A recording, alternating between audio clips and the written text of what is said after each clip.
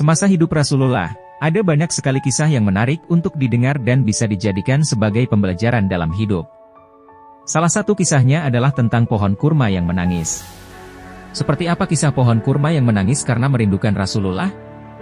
Kala itu, ada batang pohon kurma yang biasa digunakan oleh Nabi Muhammad sebagai tempat sandaran saat khutbah.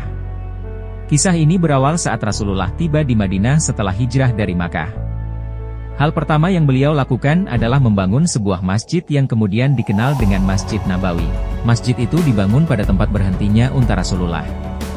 Menariknya, tanah berhentinya unta tersebut ternyata milik dua anak yatim bersaudara. Kemudian Rasulullah memutuskan untuk membeli tanah itu dari mereka.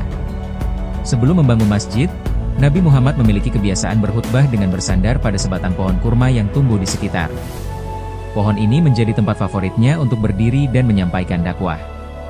Seiring waktu, jumlah jemaah semakin bertambah banyak hingga berdesakan memenuhi masjid. Mereka yang duduk di barisan belakang atau paling jauh tidak bisa melihat Rasulullah dengan jelas. Lalu, para sahabat juga merasa kasihan kepada beliau yang saat itu kelelahan jika berdiri terlalu lama ketika berdakwah. Sebagian sahabat ada yang mengusulkan untuk membuat mimbar khusus bagi Nabi Muhammad. Beruntungnya, ada seorang budak yang terampil dalam pertukangan kayu, lalu menawarkan jasa budaknya untuk membuat mimbar khusus bagi beliau. Mendengar hal itu, Nabi Muhammad mempersilahkannya. Setelah mimbar selesai dibuat, pada Jumat berikutnya langsung digunakan Rasulullah untuk menyampaikan khutbahnya. Beliau sempat melalui pohon kurma yang dahulu digunakannya untuk bersandar saat khutbah. Ketika Nabi Muhammad menaiki mimbar dan berkhutbah, seketika terdengar suara rintihan memelas seperti menangis. Terkadang suaranya seperti unta yang berteriak karena sedang bunting, terkadang juga suaranya seperti rintihan anak kecil yang menangis. Suara tangisan itu terdengar semakin kencang, bahkan debu-debu dari tembok masjid ikut berguguran.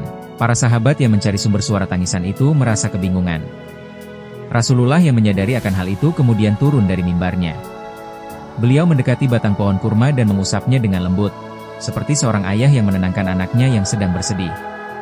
Setelah diusap dan ditenangkan oleh beliau, akhirnya perlahan batang pohon itu berhenti menangis. Lalu, Nabi Muhammad menjelaskan kepada para pengikutnya bahwa pohon itu merasa sedih karena ditinggalkan. Sebab, pohon itu sudah lama menjadi tempat Rasulullah bersandar. Namun ketika ia memiliki mimbar baru, pohon kurma tersebut merasa kehilangan karena sudah tidak lagi digunakan.